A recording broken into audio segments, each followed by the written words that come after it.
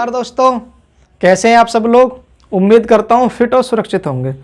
तो देखिए दोस्तों, आज हम कंपाउंड इंटरेस्ट से एक बहुत ही अच्छे तरीके के क्वेश्चन को सोल्व करने जा रहे हैं। तो ये मेरा तीसरा चौथा सेशन है जो कंपाउंड इंटरेस्ट से ही रिलेटेड है। तो आज के जो क्वेश्चन होंगे ना, वो बहुत ही इंटरेस्टिंग क्वेश्चन होंगे और बहुत अच्छे तरीके से मैं आपको सॉल्व कराऊंगा। ठीक है, तो देखिए दोस्तों, आज के जो क्वेश्चन होंगे ना, वो आज जीपी सीरीज पर चलेंगे। क्योंकि देखो दोस्तों, आपने मेरी पहली क्लास देखी होगी जहां पर मैंने सीआई और एसआई की पूरी कहानी आपको समझाई थी कि सीआई क्या होता है और एसआई क्या होता है। और मैंने साथ साथ आपको ये भी बताया था कि पहली साल का, दूसरी साल का, तीसरी साल के जो सीआई होंगे वो जीपी में रहते हैं, है ना। आपको मेरी पहली क्लास अगर आपने देखी होगी, आई होप जिन बच्चों ने देख ली होगी उनको कहानी समझ आ रही होगी। और जिन दोस्तों ने अभी मेरी क्लास, पहली जो क्लास है मेरी कंपाउंड इंटरेस्ट की, वो क्लास अगर नहीं देखी है तो पहले भी यूट्यूब चैनल है सुंदर मैथ्स अकेडमी के नाम से, तो जाकर मेरी कंपाउंड इंटरेस्ट की पहली क्लास देखें, जहाँ पर मैंने बहुत अच्छी तरीके से आपको एक्सप्लेन करके बताया था कि जो हमारे पहली साल का, दूसरी साल का, तीसरी साल का, एक साल का नहीं, 2 साल का नहीं, पहली साल का, दूसरी साल का, तीसरी साल का, इस तरह के जो हमारे ब्याज होते हैं वो सीआई के जो ब्याज होते हैं वो जीपी में रहते हैं, है ना। देखो जीपी में रहते हैं, ये मैंने आपको समझा दिया था उस दिन। लेकिन एक बात बताइए दोस्तों, जीपी की जो कहानी होती है, बस जीपी की जो इक्वेशन लिखी जाती है इस तरीके से लिखते हैं, ए आर की पावर n-1, है ना।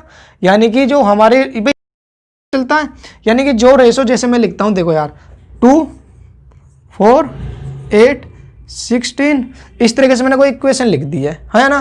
तो आप इनमें जो रेशो देखेंगे ना, जो रेशो इसका इसके साथ है वही रेशो इसका इसके साथ होगा, और इसका रेशो इसके साथ होगा। देखो कैसे, 2 एकम 2, 2 दूनी 4, बात समझा रहे ना। अब इन दोनों का रेशो देखिए, 4 एकम 4 और 4 दूनी 8, है ना। अब इन दोनों का रेशो देख लीजिएगा, 8 एकम 8, 1, 8 एकम 8 और 8 दूनी 16। बात समझ आ गई या नहीं आई। ये रेशो बर्तना है 1:2, 1:2 और 1:2। कहानी समझ आई आपको या नहीं आई। तो ये जो जी पे चलती है ना, वो रेशो पे चलती है। देखो मैं आपको समझा देता हूँ। जो आप इसको लिख पा रहे होंगे, देखो इसको मैं मिटाता हूँ। जो आप इस इक्वेशन को लिख पा रहे होंगे, आप इस तरीके से लिख पा रहे होंगे, ए आर की पावर 2, ए आर की पावर 3, है ना भाई। ये तो हमारी जीपी होती है। अब आप इनका रेशो अगर निकालेंगे ना, और इसका इसके साथ और इसका इसके साथ, तो रेशो इनका इक्वल आएगा। देखो एक ए से ए कट जाएगा, रेशो आया 1:r, है ना। अब मैं इनकी बात करता हूँ, तो इस ए से ये ए कट जाएगा, है ना। इस एक आर से एक आर कट जाएगा, कितना बचेगा 1:r, है ना। अब इनकी बात करता हूँ, तो ए से ये ए कट जाएगा, ये आर कितनी है 2, ये 2 आर हमारे 3 आर है, तो यहाँ पर 1 आर बच जाएगी, यानी 1:r। तो रेशो हमारा इक्वली आया नहीं आया। बात समझ आई या नहीं आई। आपको मैं ये क्यों समझा रहा हूँ, आप अभी क्लास को, जैसे मेरी क्लास अंत की तरफ चल रही होगी ना, आगे जाके आपको एक कहानी अच्छे से समझ आ जाएगी कि मैं ऐसा क्यों बता रहा हूँ। ठीक है ना। आप सिर्फ इतना बता दीजिएगा दोस्तों, ये कहानी आपको समझ आई या नहीं आई। नहीं आई, देखो मैं आपको एक क्वेश्चन करके बताता हूँ। देखो यार, इसको मैं मिटाता हूँ। एक बार बताइए आप, मान लेता हूँ मेरा प्रिंसिपल 1000 रुपये है ना, और 1 साल, 2 साल और 3 साल, 3 साल की मैं बात कर लेता हूँ। ठीक है, कितना 10%, प्रत्येक साल कितनी मान लेता हूँ दोस्तों 10%। और बात किसकी कर रहे हैं हम दोस्तों, सीआई की, है ना, इन कंपाउंड इंटरेस्ट की। एक बताइए, 1000 का 10%, 1000 का 10% निकालूंगा कितना आएगा, आप कहेंगे 100 आएगा, है ना। तो मेरा अमाउंट बन जाएगा पहली साल का। बात समझ आई, कितना बन जाएगा, आप कहेंगे जी 100 तो ये है, सॉरी 1000 ये है, 100 ये है, तो ये बन जाएगा 1100, है ना। ये अमाउंट बन गया। अब मैं बात करता हूँ इस दूसरे साल की, मतलब दूसरे 2 साल का अमाउंट अगर मैं निकालना चाहूँगा, तो 1100 का 10% अगर मैं निकालता हूँ तो कितना आएगा, आप कहेंगे जी 110 निकल के आएगा, है ना। तो मेरा अमाउंट कितना बन जाएगा दूसरे साल का, 2 साल का नहीं दोस्तों, दूसरी साल का। भाई दूसरी साल का ये बन गया, यानी 2 साल बाद मेरा जो अमाउंट होगा वो कितना बन जाएगा, आप कहेंगे जी 1210, यानी 1210 रुपये। कहानी समझ आ रही है ना। ठीक। अब मैं बात करता हूँ तीसरे साल के अमाउंट की बात, जो मेरा 30 साल का अमाउंट आएगा। अभी बात बताइए, तो अब 1210 का मुझे 10% चाहिए, तो कितना बन जाएगा, आप कहेंगे जी 121। ये कहानी आपको समझ आ रही है ना। ठीक। बन गया दोस्तों, कितना बन गया, आप कहेंगे जी ये बन गया 1331, ये कहानी किसको समझ नहीं आई है? सबको समझ आएगी ना भाई। 1000 मेरा प्रिंसिपल था, क्या था दोस्तों? प्रिंसिपल था। इसका 10% निकालूंगा 100 आएगा। तो मेरा पहली साल का क्या दोस्तों, पहली साल का अमाउंट बन जाएगा, कितना बन जाएगा? आप कहेंगे जी 1100 रुपये। बात समझ आएगी। अब मैं अगली साल पर जाता हूँ। जब मैं दूसरे साल पर गया तो मुझसे पहले प्रिंसिपल मान के चलूंगा इसे भाई, इसके लिए प्रिंसिपल ये बन जाएगा ना। तो इसका मैं अगर 10% निकालूंगा तो 110 निकल के आएगा। तो मेरा जो अमाउंट होगा 110 मेरा ब्याज, प्रिंसिपल 1100, इन दोनों को मैंने ऐड किया, ये आ गया 1210 रुपये। ये आ गया मेरा अमाउंट दूसरे साल का। अब मैं बात करता हूँ तीसरे साल की बात। जब मैं तीसरे साल के लिए जाऊंगा तो इससे पहले मेरा कितना ये प्रिंसिपल बन जाएगा, 1210 का 10% निकालूंगा तो 121 निकल के आएगा। तो 1210 ये, 121 ये, तो 3 साल का क्या बन गया है? आप कहेंगे जी अमाउंट बन गया, है ना। अब आप इनको थोड़ा सा ध्यान से एनालिसिस करने की कोशिश करें। देखो यार, मैं अलग से लिख के बताता हूँ। देखो, पहली साल का ब्याज कितना है? आप कहेंगे 100। दूसरे साल का CI कितना है? आप कहेंगे जी 110। और तीसरे साल का कितना है? आप कहेंगे जी 121। बात समझ आ गई ना भाई। पहली साल 100 रुपये मेरा इंटरेस्ट हुआ, दूसरी साल 110। कहानी समझ आ रही है ना। तो कह रहे पहली साल का था CI, पहली साल का, और ये CI था दूसरी साल का, और ये CI था तीसरी साल का। ये 1 साल का था, यानी पहली साल का था। ये 2 साल का नहीं है दोस्तों, 2 साल का ब्याज हो जाएगा 100 ये, और 110 यानी 210 हो जाएगा। आपको ये बात समझ आ रही है ना। पहली साल का 1 साल का, दूसरी साल का और 2 साल का, इनमें तो डिफरेंस आप अच्छी तरीके से समझ पा रहे होंगे। ये मेरी पहली साल का, दूसरी साल का है, ये तीसरी साल का ब्याज है। आप इनको थोड़ा सा एनालिसिस कर रहे होंगे तो आपको एक बात समझ आ रही होगी कि ये है ना, यानी 100 में अगर मैं गुणा कर दूं 1.1 की, 110 मिल रहा होगा, है ना। और 110 में मैं मल्टीप्लाई कर दूं 1.1 की तो 121 मिल पा रहा होगा। मैंने आपको अपनी प्रीवियस क्लास में ये समझा रखा है ना भाई। ये जो है 1.1 ये मेरे क्या है, स्केलिंग फैक्टर है। बाकी 10% से मैंने आपको समझा भी दिया है। जब 10% है आप इसको लिख पा रहे होंगे 1/10, यानी कि जो मेरा प्रिंसिपल होगा वो अगर 10 है तो मेरा अमाउंट कितना बन जाएगा, 11 बन जाएगा। यानी जो मेरा अमाउंट होगा ना, यानी प्रिंसिपल का 1.1 गुणा हो जाएगा। यानी जो मेरा अमाउंट होगा वो प्रिंसिपल का 1.1 गुना हो जाएगा, है ना। ठीक, इसको मैं मिटा देता हूँ। लेकिन हम बात कर रहे हैं किसके, देखो यार, ये मैंने आपको पिछली क्लास में अच्छे से समझा भी दिया था। अब मैं बात कर रहा हूँ पहले साल के अमाउंट की, 2 साल के अमाउंट की और 30 साल के अमाउंट की। आप इन बातों को अच्छी तरीके से समझें। देखो यार, पहले साल का अमाउंट कितना है, यानी 1 साल बाद का अमाउंट कितना है? आप कहेंगे जी 1100 रुपये, है ना। और 2 साल के बाद का आप कहेंगे जी 1210। ये बात तो समझ आ गई। तो इन दोनों में गैप कितना है? 1 साल का। तो दोस्तों एक बात अच्छे तरीके से समझ लीजिएगा, जो CI के जो अमाउंट होते हैं ना, CI के जो अमाउंट होते हैं वो भी GP में बन जाते हैं। बात समझ आ रही है। GP का मतलब ये है कि जो रेशो इसका इसके साथ होगा वही रेशो इसका इसके साथ होगा, है ना। देखो चेक कर सकते हैं। देखो 1 0 से 1 0 कट जाएगी, है ना। 1 0 से 1 0 कट गई तो 11 से कितनी बार जाएगा? आप कहेंगे 10 बार जाएगा, है ना भाई। 11 से कितनी बार जाएगा? ये 10 बार। और 11 से कितनी बार जाएगा? आप कहेंगे 11 बार, है ना। अब मैं बात करता हूँ इन दोनों की, यानी कि 1210 और 1331 की। तो एक बार बताइए, ये 11 से कितनी बार जाएगा? आप कहेंगे जी 110 बार, है ना।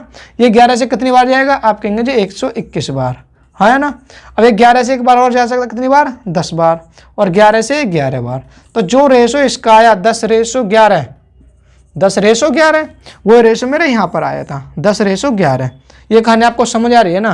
क्योंकि यार क्वेश्चन जो बनेंगे ना वो इस तरीके से बनते हैं कि एक धनराशि है 3 वर्षों में इतनी हो जाती है, 6 वर्षों में इतनी हो जाती है, तो प्रिंसिपल बताइए, है ना। इस तरीके से क्वेश्चन है वो आज हम सॉल्व करेंगे।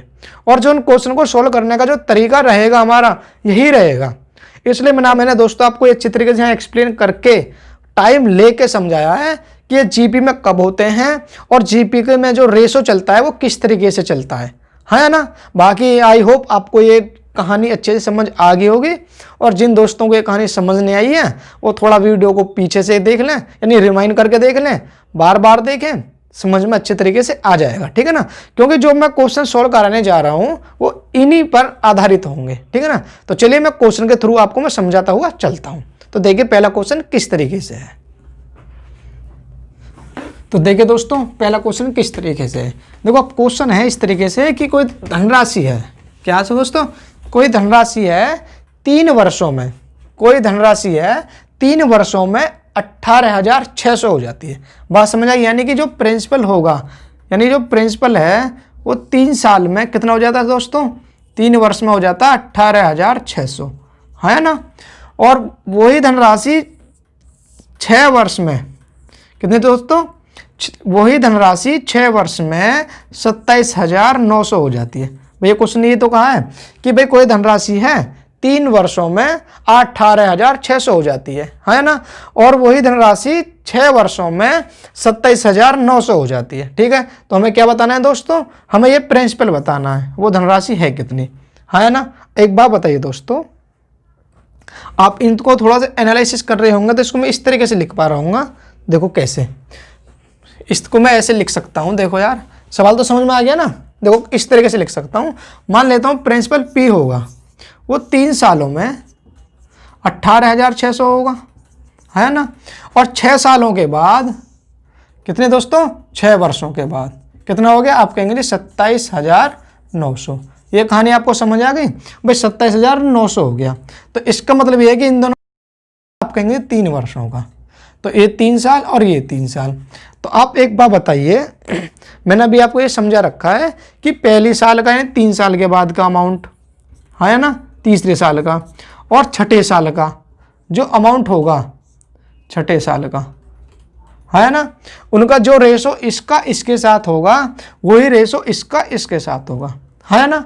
दोबारा समझ लीजिएगा, जो रेशो इसका इसके साथ है, 18,600 का रेशो 27,900 है, तो वही रेशो दोस्तों P का इसके साथ होगा, है ना। यानी कि कहने का मतलब ये है कि इसका रेशो इसके साथ और इसका रेशो इसके साथ, है ना। यानी अब इसको थोड़ा सा और अच्छे से समझ पाएंगे तो आप इसको इस तरीके से लिख पा रहे होंगे कि सर 18,600 कितना दोस्तों, 18,600 वैल्यू है 27,900 की। कैसे, देखो यार, जो रेशो इसका इसके साथ है वही रेशो इसका इसके साथ है, तो ये रेशो यहाँ आ रहा होगा, यानी 18,600 वैल्यू है 27,900 की, और मुझे चाहिए कितने की, आप कहेंगे जी 18,600 की। आप इसको अच्छे तरीके से समझ पाए होंगे, समझ गए, ठीक। आप इसको थोड़ा कैलकुलेट करेंगे तो 1 0 से 1 0 कट गई होगी, 1 0 से 1 0 कट गई होगी, तो आप इसको सॉल्व कर पा रहे होंगे। देखो इसके ऑप्शन देख लीजिएगा, ठीक है। तो इसके ऑप्शन है इस तरीके से A, B, C और D। तो देखिए दोस्तों, इसके जो ऑप्शन दिए हुए हैं ना, वो दिए हुए हैं 11,800, 12,400, है ना। तो आगे दिए हुए हैं 14,400, और जी इसके जो लास्ट के जो ऑप्शन दिए हुए हैं वो दिए हुए हैं कितना, मान लेते हैं 14,600। ये ऑप्शन है इसके, ठीक है। तो इसको जब हम कैलकुलेट करेंगे तो आपको एक बात समझ आ रही होगी कि भाई 00 आपको सिर्फ, देखो यार ये तो कैलकुलेशन छोटी है, क्या है दोस्तों, कैलकुलेशन छोटी है। आप इसको भाग दे के काट पीट करके इसको कैलकुलेट करके आंसर निकाल लेंगे, ठीक है ना। लेकिन जो मैं तरीका आपको समझा रहा हूँ, सॉल्व करने का जो तरीका होना चाहिए वो मैं आपको यहाँ समझा देता हूँ। देखो भाई, जब आप इसको कैलकुलेट करेंगे एक आंसर आएगा, आप यहाँ पे लिख लेना। लेकिन यार जो कैलकुलेशन आएगी ना, उनको जो सॉल्व करने का जो तरीका होना चाहिए वो मैं आपको यहाँ समझा रहा हूँ। देखिए एक बात बताइए, यहाँ 00 थी, सब में मैंने चेक कर लिया 00, हम इसको चेक नहीं कर सकते। अब एक बात बताइए, ये कितना लिखा हुआ 186, आप इसको इसे लिख सकते हो, कितने लिख सकते हैं 6 गुणा 31। तो मैंने आपको बताया कि आप आंसर 31 से चेक करेंगे क्योंकि ये प्राइम नंबर है, ठीक है ना। तो 31 में आप देखें यहाँ कितना आएगा दोस्तों, 31 का मल्टीपल जो भी आएगा, है ना, यही तो होगा।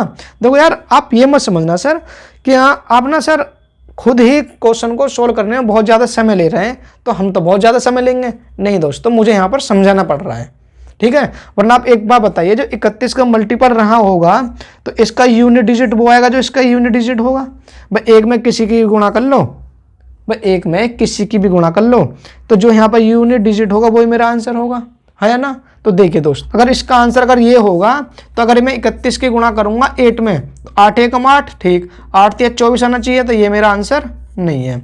इसके अंत में कितना आ रहा 4, यानी 31 गुणा 4 होना चाहिए। भाई ये एक तरीका है कि एक में 4 गुणा करें, 4 एकम 4, 4 3 12, यस ये आंसर हो सकता है। आगे बढ़िए, यहाँ कितना यूनिट डिजिट 4, यानी 31 में 4 की गुणा यहाँ पर की गई है, तो 4 एकम 4, 4 3 12, आ कितना रहा है 14, तो ये मेरा आंसर नहीं है।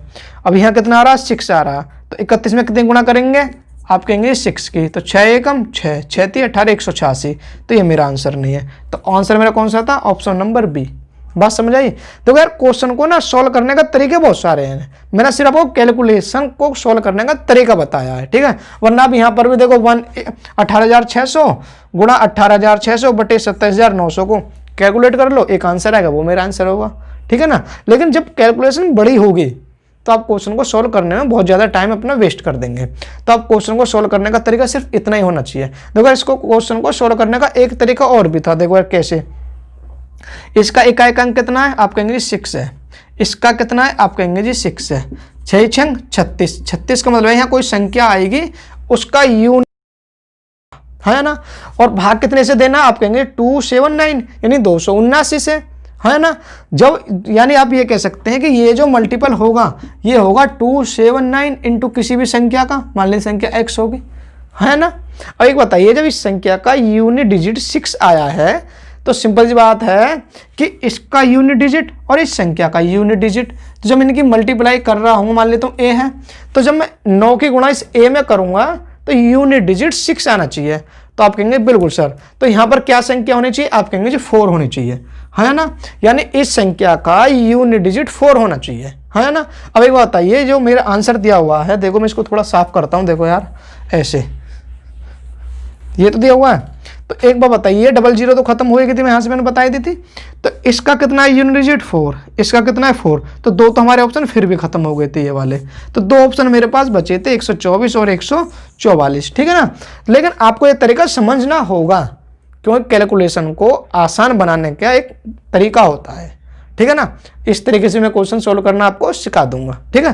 बाकी आपको ये समझ आ गई होगी कहानी क्या थी। देखो ये पहला एक क्वेश्चन था, मैंने इस पे इतना समय लिया है, बहुत ज़्यादा समय लिया है, ताकि आपको दोबारा से कोई भी प्रॉब्लम ना आए, ठीक है ना। तो चलिए बढ़ते हैं नेक्स्ट क्वेश्चन की तरफ। देखिए दूसरा क्वेश्चन क्या कहता, देखो यार दूसरा क्वेश्चन इस तरीके से दिया हुआ है दोस्तों।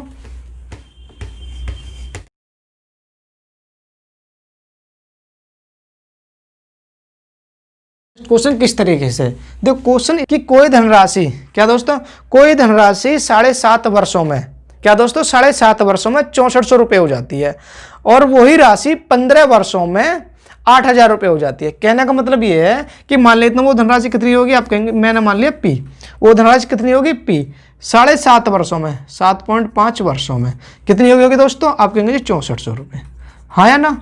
और इसने बोला 15 वर्षों में, कितनी दोस्तों 15 वर्षों में, यानी अगली 1.5 वर्ष में, सॉरी अगली 7.5 वर्षों में कितनी होगी, इसने बोला है 8000 रुपये।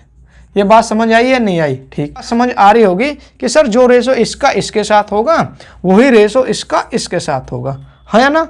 बात समझ आएगी ना। तो ये वैल्यू 6400 किसकी है, आप कहेंगे ये 6400 वैल्यू है, ये है 8000 की, हाँ या ना। और मुझे आंसर जो मुझे वैल्यू चाहिए किसके चाहिए, क्योंकि ये वैल्यू यहाँ आ जाएगी। देखो यार एक बार इमेजिन करिए 6400 इस हाथ में, 8000 इस हाथ में, ये मेरा अगर मैं इसको ऐसे ही उठाऊंगा तो मेरा यहाँ आ जाएगा, है ना। तो यहाँ 6400 आ गया, यहाँ मेरा 8000 आ गया, है ना। नहीं आई बात समझे। एक बार बताइए जो रेशो इसका इसके साथ होगा वो रेशो इसका इसके साथ होगा। 6400 वाला ये मेरा हाथ है, 8000 वाला मेरे हाथ है, इनको मैंने ऐसे उठा लिया, उठाकर मैंने इसको यहाँ पर पटक दिया, है ना। तो ये प्रिंसिपल की जगह मेरा कितना आ गया, आप कहेंगे जी 6400 आ गया, और यहाँ पर कितना आएगा 8000 आएगा। तो ये 6400 जो वैल्यू है किसकी है, आप कहेंगे जी 8000 की है, और मुझे चाहिए कितनी 6400 की, हाँ या ना। ठीक, इसको आप कैलकुलेट करिए 1 2 0 1 2 0, इसमें ऑप्शन की आपको जरूरत नहीं होगी क्योंकि इसकी कैलकुलेशन बहुत आसान है। 1 0 से 1 0 कट गई, ठीक है। 8 से क्या बार जाएगा, 8 से जाएगा 8 बार, हाँ या ना। तो इसके आपस में मल्टीप्लाई कर रहे होंगे तो कितना आ जाएगा 8 0 0 8 चौको 32 हासिल 3 8 6 48 और 3 51, ये मेरा आंसर है। बात समझ आई या नहीं आई, जल्दी बताइए। देखिए नेक्स्ट क्वेश्चन किस तरीके से, देखो यार नेक्स्ट क्वेश्चन दिया हुआ है कि कोई धनराशि है, क्या दोस्तों, कोई धनराशि है 4 वर्षों में, क्या दोस्तों, कोई धनराशि है 4 वर्षों में 4900 रुपये हो जाती है। बात समझ आ रही है। कोई धनराशि है 4 वर्षों में 4900 रुपये हो जाती है, और वही धनराशि 8 वर्षों में 7350 हो जाती है। बात समझ आई। यानी मान लेता हूँ वो धनराशि पी रही होगी, हाँ या ना। तो वो 4 वर्षों में, क्या दोस्तों 4 वर्षों में कितनी हो जाएगी, आप कहेंगे जी 4900 रुपये। बात समझ आ गई। 4900 रुपये होगी। और अगली 4 वर्षों में यानी कि 8 वर्षों में, तो अगली 4 वर्ष हो गई, तो अगली 4 वर्षों में तो वो राशि कितनी हो जाएगी, आप कहेंगे 7350 रुपये, हाँ या ना। लेकिन इसने पूछा है कि 12 वर्षों के बाद वो धनराशि कितनी हो जाएगी। 12 वर्षों के बाद यानी 4 और 4 8 और अगली 4 साल। ये बात समझ आ गई या नहीं आ गई, बात समझ में आ गई ना, बात समझ में, ठीक। तो यहाँ जो धनराशि आएगी उसने उसका आंसर पूछा है, यहाँ कितनी आएगी, बात समझ आई, ठीक। अब एक बताइए दोस्तों, जो रेशो इसका इसके साथ होगा वो रेशो इसका इसके साथ होगा, हाँ या ना, ठीक। अब एक बताइए दोस्तों, जो रेशो इसका इसके साथ भी तो होना चाहिए, है या ना। अब क्वेश्चन पहले हम पीछे को हट रहे थे, अब आगे बढ़ा दिया है, ठीक है ना। देखो यार, जो रेशो इन दोनों का है वो रेशो इन दोनों का था। देखो यार, मैंने एक 4900 पे हाथ रखा, एक मैंने 7350 पे, इनको मैंने उठाया तो ये मैंने यहाँ रख दिया, तो यहाँ आ गया 4900, यहाँ आ गया 7350, है ना। उसी तरीके से दोस्तों, जो रेशो मेरा इसके इसके साथ है वही रेशो मेरा इसके साथ होगा। यानी मैंने इन पे ऐसे हाथ रखा, जब मैं इनको ऐसे उठाऊंगा तो मेरा यहाँ ऐसे आ जाएगा, है ना। यानी यहाँ आ जाएगा मेरा कितना 4900 और यहाँ 7350, बात समझ आ गई, ठीक। तो ये जो 7350 दिया हुआ है 7350, ये किसका वैल्यू दी हुई है, आप कहेंगे जी वैल्यू दी हुई है 4900 की, है ना। और मुझे चाहिए किसकी, आप कहेंगे जी 7350 की। ये बात समझ आ गई आपको, ठीक। अब एक बात बताइए दोस्तों, आप इसको कैलकुलेट कर रहे होंगे, 1 0 से 1 0 कट गई, इस 1 0 से 1 0 कट गई, बात समझ आई। अब थोड़ा सा ऑप्शन पे ध्यान दीजिएगा, देखो मैं ऑप्शन लिख देता हूँ, यहाँ लिख देता हूँ दोस्तों। इसके जो ऑप्शन दिए हुए हैं ना, इस तरीके से दिए हुए हैं, A B C और D। इसके ऑप्शन दिए हुए हैं दोस्तों 110 25, 105 00, 9800 और 12550, है ना। अब एक बार बताइए, यहाँ पर 735 है, ये 735 है और नीचे 49 है। एक बात सोचकर मुझे इतना बता दीजिएगा कि जैसे यहाँ पर जीरो कितनी है 2, यहाँ 2, यहाँ 1, यहाँ कोई भी जीरो नहीं है। जब आप इसको कैलकुलेट कर रहे होंगे 735 गुणा 735 बटे 49, जब आप इसको कैलकुलेट कर रहे होंगे तो कहीं पर भी जीरो बनने का स्कोप है, बोलिए। आप जब इसको कैलकुलेट करेंगे कहीं पर भी जीरो बन पाएगी, पे आप इसको कैलकुलेट करेंगे ऐसे, देखो 735 गुणा 735 बटा 49, है ना। जब आप इसको कैलकुलेट करेंगे, जो इसके बाद में आंसर यहाँ निकल के आएगा, आप इसमें बताइए 735 गुणा 735 बटे 49, कहीं पर भी आपको लग रहा है कि जीरो बन के आंसर में आएगा, जीरो आएगा? आप कहेंगे बिल्कुल नहीं आएगा सर, क्योंकि जीरो बनने के लिए 2 और 5 का जोड़ा होना जरूरी है। यहाँ 2 कहीं भी नहीं आएगा, बात समझ रहे? तो इसका मतलब है कि जीरो कहीं भी नहीं आएगा, यानी इसमें कहीं भी इसका जो यूनिट डिजिट होगा ना वो जीरो बिल्कुल भी नहीं होगा, है ना। तो इसके ऑप्शन पर आप गौर करेंगे तो सिर्फ एक ही ऑप्शन ऐसा है जिसका यूनिट डिजिट जीरो नहीं है, तो ऑप्शन ए ये मेरा आंसर है। बाकी इसमें जीरो, इसमें जीरो, इसमें जीरो, तो ये मेरे 3 ऑप्शन बिल्कुल भी नहीं है। बात समझ आई? देखो, इसको सॉल्व करने का एक तरीका और भी है। सपोज करना क्या है मैं आपको बता देता हूं, क्योंकि इस क्वेश्चन में वो मेथड अप्लाई नहीं हुआ, बट आपको आना चाहिए। देखो यार, इसका यूनिट डिजिट कितना है, आप कहेंगे 5 है, इसका कितना है 5 है, यानी 5 आ गया, इसका 5 आ गया, है ना। नीचे कितना है 9 है। अब ये बताइए, जब इन दोनों की मैं मल्टीप्लाई करूंगा तो 50 25, यानी इसका जो यूनिट डिजिट आ रहा होगा, इसको मैं मिटा देता हूँ, इसका जो यूनिट डिजिट आ रहा होगा वो 5 आ रहा होगा, है ना। और जब 49 की गुणा में मान लेता हूँ x में करूंगा तो एक ऐसी संख्या आएगी जिसका यूनिट डिजिट 5 होगा, है ना। तो यूनिट डिजिट तभी आ सकता है दोस्तों जब इसका भी यूनिट डिजिट कितना होना चाहिए, 5 होना चाहिए, है ना। भाई, इस संख्या का यूनिट डिजिट कब आ सकता है, जब 49 में हम एक ऐसी संख्या की गुणा करें जिसका यूनिट डिजिट 5 है, तभी तो इस संख्या का यूनिट डिजिट 5 आएगा। आपको ये बात समझ आ गई होगी। तो एक ऐसा आंसर ढूंढना है जिसका यूनिट डिजिट 5 हो, तो सिर्फ एक ऐसा ही आंसर था जिसका यूनिट डिजिट 5 हो, क्योंकि इसका यूनिट डिजिट 0, इसका 0, इसका 0, है ना। तो ऑप्शन नंबर ए। बात समझ आ गई ना दोस्तों? तो चलिए दोस्तों, आज हम क्लास को यहीं पे खत्म करते हैं। आप इस क्लास को बार बार देखेंगे ताकि आपको ये कहानी समझ में आ जाए। आपको सिर्फ इतना समझना है दोस्तों यार, जब भी जैसे भी ऑप्शन दिया होगा उस तरीके से आपको क्वेश्चन को सॉल्व करना है, ठीक है। ऑप्शन का यूज जरूर करें, क्योंकि यार ऑप्शन मेथड एक ऐसा मेथड है जहां पर आपको कैलकुलेशन करने की कोई भी जरूरत नहीं होगी। क्योंकि यार कैलकुलेशन में ना हम बहुत ज़्यादा टाइम वेस्ट कर देते हैं और हमें वही समय हमें बचाना है, ठीक है ना। क्योंकि यार एग्जाम हॉल में जो ना क्वेश्चन को सॉल्व करना बड़ी बात नहीं होती। क्वेश्चन को सॉल्व तो लगभग 99% बच्चा कर ही लेता है, लेकिन एग्जाम हॉल में जो टाइम हमें मैनेज करना है, हमें उसी टाइम में वो क्वेश्चन को सॉल्व करना होता है, ठीक है। और क्वेश्चन को सॉल्व हम तब कर पाएंगे जब हम ऐसी छोटी छोटी कैलकुलेशन को छोटे छोटे अंकों से, छोटे छोटे तरीकों से सॉल्व करें। क्योंकि यार अब तो छोटी कैलकुलेशन है, आप कहेंगे सर इनकी मल्टीप्लाई कर दो, ठीक है सर कर दी, लेकिन जब कैलकुलेशन बहुत ज़्यादा बड़ी आ जाएगी तो वहाँ पर हम कहीं पर डिजिटल सम का यूज कर पा रहे होंगे, कहीं पर यूनिट डिजिट का यूज कर पा रहे होंगे, कहीं पर हम जीरो गिन रहे होंगे, कि बहुत सारे ऐसे तरीके हैं, ठीक है ना। आप हमारे साथ जुड़े रहिए, आपको प्रत्येक तरीका अच्छी तरीके से समझा दिया जाएगा। ऐसा कोई भी तरीका आपसे छूटेगा नहीं जिससे कि आप कैलकुलेशन को 1 सेकंड में सॉल्व करना ना सीखें। आप इतना समझ लीजिएगा कि YouTube पर एक ऐसा चैनल है ये मेरा, जिस पर आपको क्वेश्चन वास्तव में ही 5 सेकंड में सॉल्व करना सिखा दिया जाएगा, ठीक है ना। तो बस आप हमारे साथ जुड़े रहिए। तो चलिए भाई मिलते हैं अब नेक्स्ट क्लास में। जब तक के लिए जय हिंद, जय भारत।